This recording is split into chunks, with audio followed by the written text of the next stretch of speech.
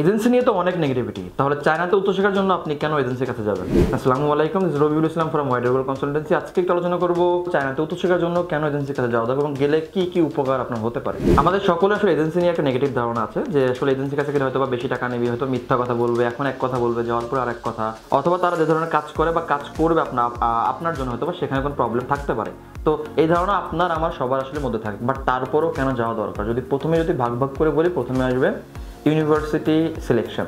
তো আপনার তো প্রোফাইল ভালো, বাট আপনি কিন্তু জানেন না যে কোন ইউনিভার্সিটি আপনার জন্য ভালো হবে এবং কোন ইউনিভার্সিটি স্কলারশিপ কেমন, এবং সেই ইউনিভার্সিটির ইন্টারনাল কী কী পলিসি আছে, সাবজেক্ট কী কী আছে। আপনি হয়তো বা বলতে পারেন, আপনি চাইলেই গুগল করতে পারেন, ওয়েবসাইট থেকে দেখতে পারেন, বাট চাইনা ইউনিভার্সিটিগুলো ওইভাবে গুগল বা ওয়েবসাইট আপডেট করে না রেগুলারলি, যেটাতে আপনি খুব আপ টু ডেট থাকতে পারেন ওয়েবসাইট দেখে। তো যদি এজেন্সির কাছে আসেন এই ক্ষেত্রে, তাহলে কিন্তু এজেন্সিটা কিন্তু অলওয়েজ আপ টু ডেট থাকে ইউনিভার্সিটি সিলেকশন নিয়ে। ইভেন যদি বলি অনেকে আছে লো প্রোফাইল, বাট তারা আসলে চিন্তা করে টপ ভার্সিটিতে পড়াশোনা করা, হয়তো বা তারা নিজে নিজে যখন অ্যাপ্লাই করে তখন তারা এই টপ ভার্সিটি তারা কিন্তু অ্যাপ্লাই করার পরে দেখা যাচ্ছে কি ওই টপ ইউনিভার্সিটি আপনাকে রিজেকশন করছে। আলটিমেটলি আপনি রিজেকশনের জন্য আপনার হয়তো বা চায়নাটা যাওয়াটা হচ্ছে না, অথবা ইনটেকটা আপনার মিস হচ্ছে, অথবা টাইমটা আপনার নষ্ট হচ্ছে। বাট যদি আপনি এজেন্সির কাছে আসেন ইনিশিয়ালি, তাহলে তারা কিন্তু প্রথমেই আপনার পেপারটাকে আগে অ্যাসেসমেন্ট করবে। অ্যাসেসমেন্ট করার পরে আপনাকে কিন্তু বলবে যে কেমন কেমন ধরনের ভার্সিটি হতে পারে। যেমন যদি আমাদের কথা বলি একটু, আমরা আসলে যার প্রোফাইল লো তাকে আমরা আসলে বিভিন্ন ইউনিভার্সিটি অ্যাপ্লাই করি, তাদেরকে জন্য আমরা 2টা বা 3টা টপ ইউনিভার্সিটি রাখি, দেন বাকি 2টা বা 3টা আমরা তার জন্য মিডিল র্যাঙ্কের ভার্সিটি রাখি, এবং 1টা বা 2টা চেষ্টা করি তার জন্য লো র্যাঙ্কের ভার্সিটি, যেখানে তার অ্যাডমিশন অ্যাটলিস্ট কনফার্ম হবে। দেন এই অ্যাডমিশনগুলো করার পরে আসলে যদি টপ থেকে চলে আসে তো আলহামদুলিল্লাহ, কোনো টেনশন নাই। বাট আলটিমেটলি কিন্তু দেখা যাচ্ছে এখানে মাল্টিপল অপশন রাখার কারণে একটা স্টুডেন্টের কোনো না কোনো ভার্সিটিতে অ্যাডমিশন হয়ে যাচ্ছে এবং তার ইনটেকটা কিন্তু বা টাইমটা কিন্তু লস হচ্ছে না। সেকেন্ড যদি বলি স্কলারশিপ, খুব বড় একটা টপিক স্কলারশিপ। এইগুলো নিয়ে আসলে অনেক ভিডিও বারবার বলা হয়েছে স্কলারশিপ নিয়ে। বাট তারপর যদি বলি, চায়নাতে যেমন স্কলারশিপ দিচ্ছে, ঠিক স্কলারশিপের বিপরীতে অনেক কন্ডিশনও কিন্তু আছে। তো আমরা আসলেই এই কন্ডিশনগুলো নিয়ে সকলে সচেতন না। তো আপনি যদি ঘরে বসে কোনো ভাইকে দিয়ে বা যদি আপনি নিজে নিজে ট্রাই করেন, তাহলে কিন্তু আপনি ওয়েবসাইটগুলোতে কিন্তু এই কন্ডিশন জানতে পারবেন না। কারণ যে স্কলারশিপ পাচ্ছেন এটা কিন্তু 4 বছর স্কলারশিপ না, এটা কিন্তু 1 বছর পর কিন্তু এটা অ্যাভুলেশন হবে। তো আপনাকে নির্দিষ্ট পরিমাণ পার্সেন্ট অ্যাটেন্ডেন্স, নির্দিষ্ট পরিমাণে আপনাকে নাম্বার কিন্তু পেতে হবে। তো যদি এজেন্সি থেকে আসেন, তাহলে কিন্তু যারা আসলে অ্যাকচুয়াল কাজ করে তারা কিন্তু আপনাকে এইগুলো সম্পর্কে আপ টু ডেট রাখতে পারবে এবং আপনাকে বলতে পারবে যে আপনার কত পার্সেন্ট মার্ক পেতে হবে, কত পার্সেন্ট অ্যাটেন্ডেন্স রাখতে হবে, এবং কী করলে স্কলারশিপ মিস হওয়ার চান্সেস নাই এবং স্কলারশিপ মিস হবে না। তো যদি আপনি আসেন, তাহলে কিন্তু আপনি আগেই থেকে নিজেকে প্রিপেয়ার করতে পারছেন, জানতে পারছেন আপনার জন্য কোন স্কলারশিপ ভালো এবং কোনটাতে যেতে হবে। অনেকেই আছে এর বিপরীতে, অনেক এজেন্সি আছে যে এইগুলো লুকানোর পরে আপনাকে বিদেশে পাঠায় বা চায়নাতে পাঠায় এবং আপনি বিপদে পড়ে। তো অবশ্যই এটা আপনাকেই খুঁজে বের করে নিতে হবে কে ট্রাস্টেড, কে আসলে আপনার সাথে ভালো কথা বা আপনার সাথে মিথ্যা কথা কে বলছে না। দেন থার্ড যদি বলি যে ইন্টারভিউ, রিসেন্টলি চায়নাতে আমরা জানি যে কিছু ভার্সিটি আছে যারা আসলে আইএলটিএস ছাড়া অ্যাডমিশন নিচ্ছে না, বাট এখনও 95% ইউনিভার্সিটি আইএলটিএস ব্যাচেসে অ্যাডমিশন নিচ্ছে। বাট যারা top varsity but IELTS mandatory না, তারা কিন্তু একটা ইন্টারভিউর মাধ্যমে কিন্তু অ্যাডমিশনটা কনফার্ম করে। এই ইন্টারভিউটা আপনার ইংলিশ স্পিকিংয়ের উপর হয় এবং আপনার ইংলিশ প্রফিসিয়েন্সি লেভেলটা কিন্তু তারা জাজ করে।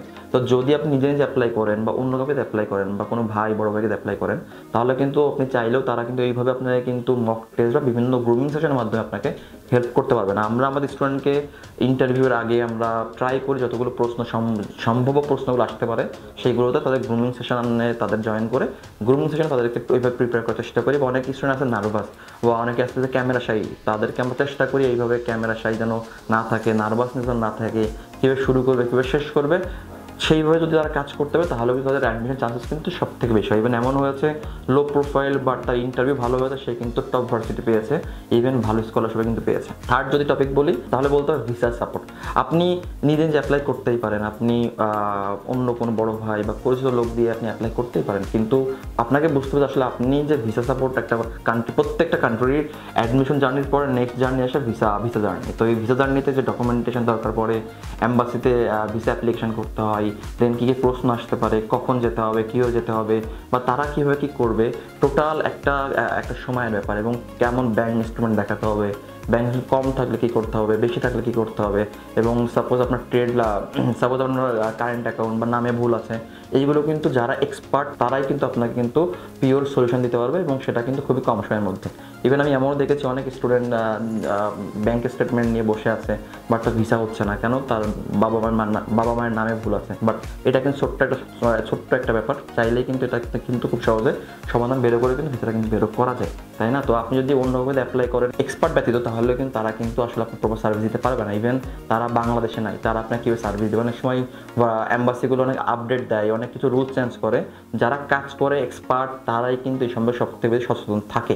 এবং নেক্সট স্টেপ আমি যদি বলি, তাহলে most important airport pick up. তো আপনি চান যাচ্ছেন হয়তো একা অ্যাপ্লাই করে, বা কোনো বড় ভাইয়ের মাধ্যমে সে হয়তো চায়নাতে কোনো নাম করা ভার্সিটিতে পড়াশোনা করছে, বা চায়নাতে সে পড়াশোনা বা আছে, তো সে চাইলেই কিন্তু আপনাকে এয়ারপোর্ট রিসিভ করতে আসতে পারবে না, কারণ তার ক্যাম্পাস থেকে হয়তো বা আপনার ক্যাম্পাস দূরে, হয়তো বা সে চায়না একটা নির্দিষ্ট ক্যাম্পাসে পড়াশোনা করে, সে ওই ক্যাম্পাস সম্পর্কে আপনাকে সব থেকে বেশি ভালো আইডিয়া দিতে পারে। বাট সে কিন্তু চাইলেও চায়না 10টা 15টা 20টা ভার্সিটি সম্পর্কে সে আইডিয়া দিতে পারবে না। সেই কিন্তু সেই পরে কোনো না কোনো এজেন্সিকে ফোন দিয়ে কিন্তু জিজ্ঞাসা করবে ওই ভার্সিটি আপডেটটা কী, ওই ভার্সিটি আপডেটটা কেমন। কারণ চায়নাতে বসে একজনের পক্ষে সকল ভার্সিটি সম্পর্কে আসলে আইডিয়া নেওয়ার সময়টা নেই। বাট যারা আমরা কাজ করি, যারা এক্সপার্ট চায়না নিয়ে, তারা কিন্তু অলওয়েজ টিচারের সাথে কানেক্টেড থাকি, অলওয়েজ কিন্তু আমরা চেষ্টা করি আমাদের স্টুডেন্ট থাকে, প্রিভিয়াস স্টুডেন্ট আপডেট নিয়ে কী হচ্ছে, পলিসি কী, আসলে ভার্সিটিগুলো কেমন বা কেমন রুলস এখানে আছে, বা কীভাবে তাদের এডুকেশন সিস্টেম, সকল কিছু আমরা জানি। তো আমরা কিন্তু চেষ্টা করি যদি কোনো নেগেটিভ আপডেট পাই স্টুডেন্টের কাছ থেকে অ্যাভয়েড করার, এবং যদি পজিটিভ আপডেট পাই যেখানে বেশি বেশি স্টুডেন্ট ইনরোল করে আমরা কিন্তু অ্যাডমিশন করার চেষ্টা করি। তো যদি আপনি এজেন্সির কাছে আসেন, তাহলে কিন্তু আপনি ইভেন যদি আমি বলি এয়ারপোর্ট সার্ভিসটাও কিন্তু আপনি খুব সহজে পেয়ে যাচ্ছেন, আপনি চাইনিজ না জানা সত্ত্বেও। সেটা যাওয়ার পর আপনি চাইনিজ জানেন না, আপনি কিন্তু বিপদে পড়ে যাবেন। তো এজেন্সির কাছে আসলে তারা একটা লোক আপনাকে অ্যালোকেট করে দিবে, এবং সেই লোক নির্দিষ্ট ক্যাম্পাসে সেই আপনাকে কিন্তু 2 দিন 3 দিন যা যা প্রয়োজনীয় কাজগুলো করা দরকার চাইনাতে, সে কিন্তু আপনার সাথে থেকে কিন্তু কাজগুলো করে দেবে। বাট আপনি যদি অন্য কাউকে দিয়ে অ্যাপ্লাই করেন, যদি নিজে অ্যাপ্লাই করেন, হয়তো বা এই সার্ভিসগুলো খুব একটা আপনি মেকশিওর করতে পারবেন না। এবং যদি লাস্ট যদি বলি, আসলে কিছু দেনাপানা ব্যাপার থাকে। অনেক এজেন্সি আছে বাংলাদেশে যারা আপনার কাছে প্রিভিয়াস টাকা নিচ্ছে, এবং এটা মনে রাখবেন যে যদি প্রিভিয়াস টাকা দেন তাহলে কিন্তু আপনি হয়তো বা ওখানে বিপদে পড়তে পারেন, কারণ তাদের কাছে আপনি প্রোডাক্ট হয়ে যাচ্ছেন। তো তারা চাইলেই আপনার কাছে বারবার বিভিন্ন পারপাসে টাকা যাচ্ছে। তো অবশ্যই বিদেশে উচ্চশিক্ষার ক্ষেত্রে, স্পেশালি চায়নাতে উচ্চশিক্ষার ক্ষেত্রে আসলে চেষ্টা করবেন প্রিভিয়াসলি কোনো টাকা পয়সা না দেওয়ার। যদি সম্ভব হয় এই টাকাগুলো বা যে সার্ভিস ধার্য করবে, এটা ভিসা হওয়ার পর চেষ্টা করবেন। যদি আপনি এইভাবে চিন্তা করেন, তাহলে কিন্তু এজেন্সিগুলো বা যারা আসলে কাজ করে আপনার সাথে কিন্তু বিক্রয় করার চান্স পাবে না। কেন? যদি সে জানে যে আপনি টাকাটা দেবেন ভিসা হওয়ার পরে, তাহলে সে কিন্তু আপনার জার্নিটা স্মুথলি কিন্তু আপনার সাথে কাজ করবে, এবং চেষ্টা করবে তার সর্বোচ্চ সার্ভিসটা আপনাকে দেওয়া। যদি এইভাবে চিন্তা করে ভাবেন, তাহলে হয়তো বা চায়নাতে উচ্চশিক্ষার ক্ষেত্রে আপনার প্রতারিত হওয়ার চান্সেস খুবই কম থাকবে। আশা করি এই ভিডিও থেকে আপনার অনেক উপকার হবে, এবং চায়নাতে উচ্চশিক্ষার জন্য আপনার মাইন্ড সেট আপ করতে সুবিধা হবে। যদি আপনার চায়না নিয়ে আরও বেশি জানার থাকে, আপনি চাইলে আমাদের কমেন্ট বক্সে লিখতে পারেন, হোয়াটসঅ্যাপ নাম্বারে আপনি নক করতে পারেন, অথবা সরাসরি অফিসে আসতে পারেন। আমাদের ওয়াইডার ওয়ার্ল্ড কনসালটেন্সি টিম 5 বছর বেশি সময় ধরে চায়নার বিভিন্ন ইউনিভার্সিটি স্কলারশিপে কাজ করে আসছে। আশা করি আপনার উচ্চশিক্ষার জার্নি WWC এর সাথে শুভ হবে। ভালো থাকবেন। আসসালামু আলাইকুম।